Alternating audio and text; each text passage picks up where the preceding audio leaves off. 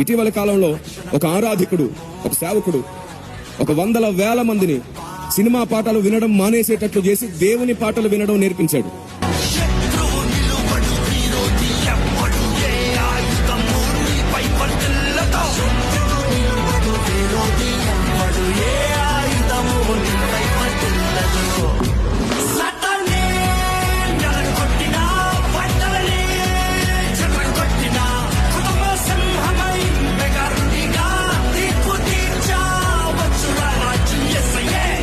First వారికి ఒక మంచి లక్షణం అలవాటైంది.